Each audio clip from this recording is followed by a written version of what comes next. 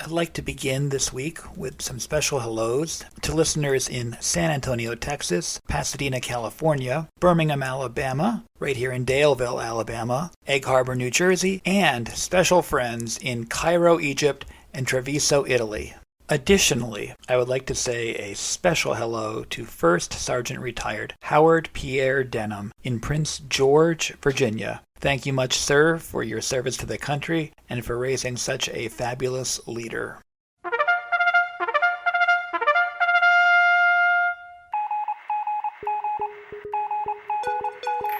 Cohort W.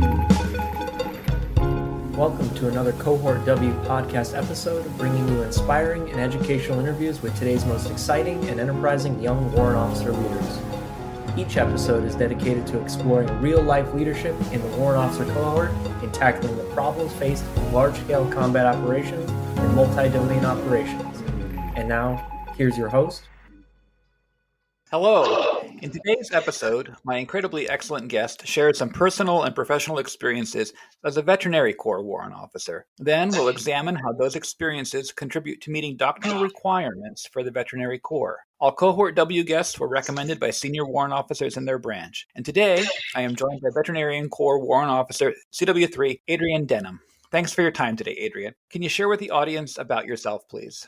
Yes, sir. So my name is Chief Warrant Officer 3 Adrienne Denham. My family is from Chicago, although I'm a military brat. I'm from all over. I joined the Army Reserves as a 68 Romeo Veterinary Food Inspection Specialist in 1999 out of Richmond, Virginia. Then I came active duty in May 2003 and became a warrant officer in 2012. I have an 11-year-old daughter who keeps me super busy with her shenanigans, and I have 3 older bonus kids. In my spare time, I love to dance, do arts and crafts, and then I teach financial literacy and music on the side. You are the second 640 Alpha I have met in my 34-year career. Can you tell me a little bit about your MOS title, and your duty position, please? Yes, so my MOS is 640 Alpha Veterinary Food Safety Technician or Veterinary Food Safety Officer. I'm currently serving as a Quality Assurance Officer for DLA in the Indo-Pacific Theater, so I cover subsistence quality assurance from Alaska to Japan and everything in between. The Veterinary Corps has about 72 warrant officer authorizations. We usually have a good 6 or so in school at the long-term health education program at any given time. So the rest of us are stationed as food safety officers at Army Public Health. We're at regional health commands, or we serve as staff officers at medical brigades and agencies such as DLA or the Defense Commissary Agency, and then also NATIC in research and development. There's only 2 warrant officer medical. Right. There's you and the medical the 670s. Yes. Yeah, the 670s. Yes. Okay, great. Can you talk to me about what your daily work is like in garrison and field and training and deployment situations, please?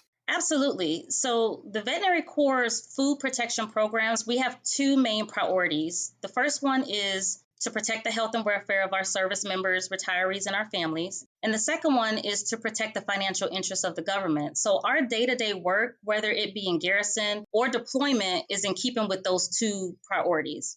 As a food safety officer, we serve as managers of various food protection programs, and that includes food safety and defense, and also quality assurance. We're ensuring that the food that's sold, served, prepared, distributed everywhere on a military installation all comes from what we call approved sources. So I'm sure you're familiar with agencies such as the FDA, the USDA, and the CDC. Our 640 Alphas and our veterinarians they're out auditing facilities all over the world in similar fashion to those agencies to ensure that we have approved sources available for our warfighters. And I'm proud to say that the Army is the only branch of service that performs that mission on a global scale. As a quality assurance officer, I oversee the quality assurance program by advising my commander on the quality and the wholesomeness of the subsistence that we're procuring and storing and distributing across the Indo-Pacific. And that's food that's headed to all the troop feeding facilities in those warehouses in the theater. I work closely with the contracting officer, so I'm verifying that all of our contractual documents actually have the quality assurance provisions that they need. I provide technical recommendations to those contracting officers, but also to the customers on their acceptance or rejection of non-conforming subsistence.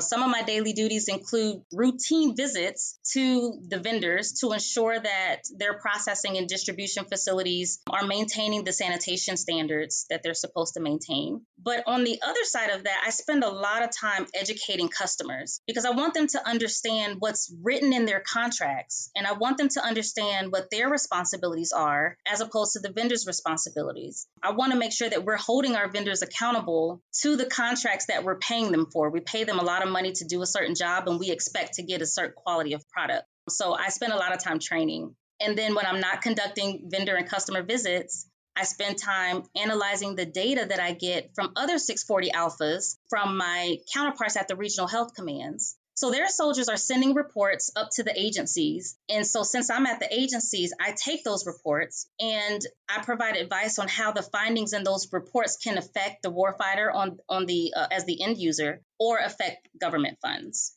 You had said that 640 alphas provide the support on a worldwide scale. Can you clarify if the other branches who have similar people in roles like yours don't do that on a worldwide basis, and then that the work that you do somehow takes care of other branches when they're overseas? How does that overlap work, if at all? Yes, sir. So the Veterinary Corps serves as the executive agent for food protection, as well as other things. The other branches of service, they have preventive medicine, and those preventive medicine troops are inspecting the food as it's being prepared. They're inspecting the food when it's in a hot holding situation. But as far as that subsistence being an approved source, we are the only branch that is actually going out to audit those facilities and approve them for sale for the DoD. So your work is beyond just the scope of the Army. Thank you. Yes, sir. Can you talk to me about how that practical work fits into the doctrinal requirements of the warfighting functions, please? That's a really great question. And it took me a while to kind of narrow this down, but it's obvious that the 640 Alpha falls into sustainment warfighting function. That's very obvious. And I'll talk about that in a bit, but I just participated in an exercise here in the Pacific, and that exercise made me realize what's not so obvious is that the 640 Alpha actually fits into the command and control warfighting function. So part of this function is the command and control system. And that system includes people, processes, and networks. So some of our assignments are staff positions that are embedded with medical brigades. And like I said before, at those agencies like DECA and DLA. From a strategic perspective, the information that we're providing commanders enables them to make better informed decisions on how they're going to apply their combat power. That information may simply be where we currently have existing food sources. And if we don't currently have existing food sources, what are the time constraints and conditions to get the subsistence to where the warfighter will be? What networks do we need to have in place ahead of time to support the warfighter with subsistence? Though we may not be logisticians, we're not transportation, 640 Alphas are the ones approving the food sources. So we absolutely serve in the information management process of the command and control warfighting function. I remember when we were talking before the interview, you had mentioned there was some work that you had done retooling doctrine to embed more closely with the sustainment warfighting function. Do I remember correctly? Yes, sir. So I was stationed at the schoolhouse. I was stationed in TRADOC. We have just gone through redesign of the capabilities of the 640 Alpha. What type of training do we need at every single level? But what do we do differently in deployment that we don't do in garrison? Our mission is pretty much the same. What's different is the way we think about how food moves through theater.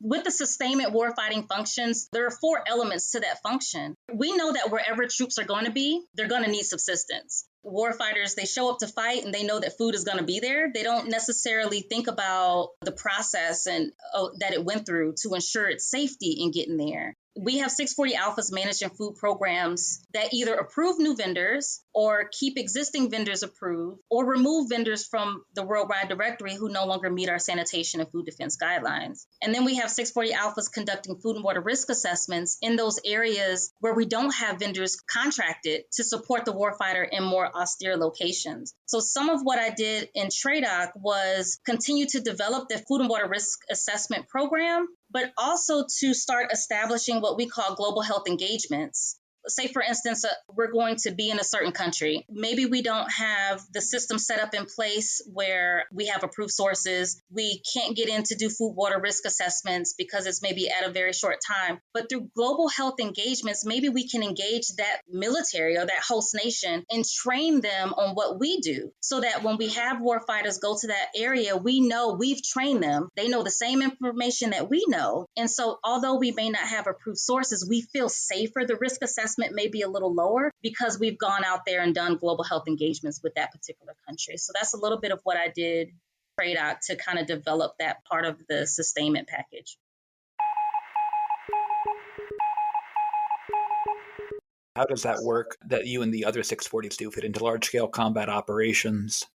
Logistically, food is just not an easy class of supply to move. There's so many factors that go into logistics. And when we talk about large-scale combat operations, where is the warfighter going to be? When the Corps and the division commanders are shaping their AO, we have to understand what that looks like so that as a 640 Alpha, we approve facilities, but we also remove them. And sometimes removing a facility can be more detrimental to the large-scale operation. Sometimes we remove things because we haven't used them in years, but there are facilities listed for contingency operations only. We may not use that source in 5 years or so. And then we have a 640 Alpha saying, hey, we need to remove them off the list. And someone needs to sit back and say, well, what is happening on the larger scale?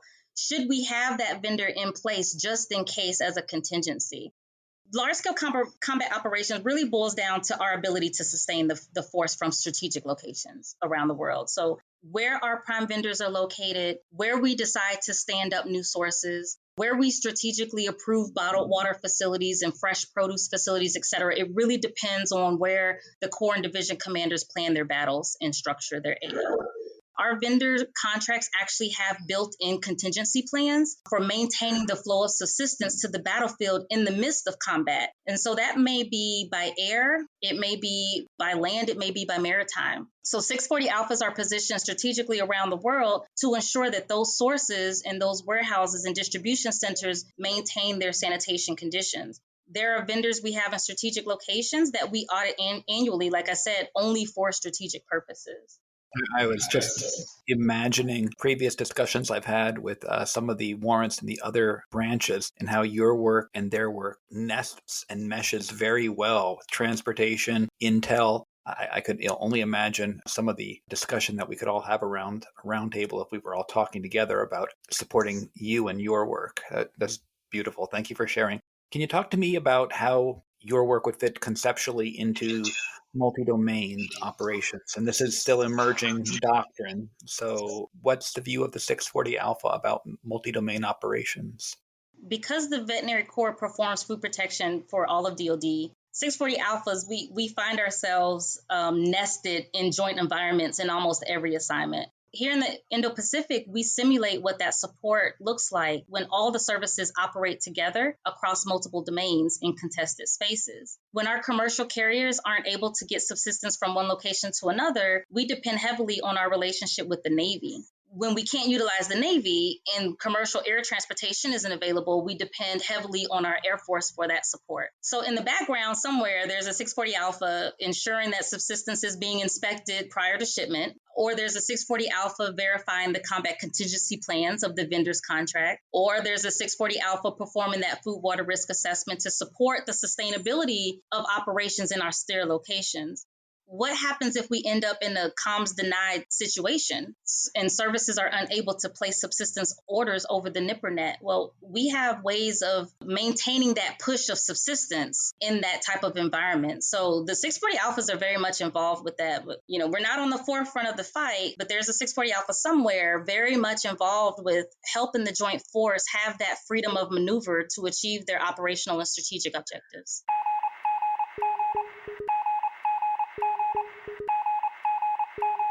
What have you learned, or what would you like to share with the audience about your understanding of your work's importance as part of the Army's mission? I have learned so much as a food safety officer and how we fit, not just with the Army, but with all of DOD, and more so now in this position as DLA than any other position I've served. DLA has given me a much broader perspective on the complexities of how subsistence moves around the world and how we support our warfighters. When people ship their family members off to join the military, I'm sure a lot of them are thinking about, are their family members going to be safe from the war, being shot at, IEDs? And what we don't want them worrying about is what they're going to eat. We don't want them worrying about, are they safe from the food? That's the last thing that really should be on their mind. And we have food inspection specialists, we have preventive medicine specialists, and then we have the 640 Alphas who are managing all of that for them. When I was an instructor, I would tell the soldiers that I taught, the warfighter can't fight if they can't eat. Some jobs may touch few people. We're touching everyone. We touch every single warfighter out there by the job that we do, and don't take it lightly. Remember to continue to train and continue to tell people who you are and what you do.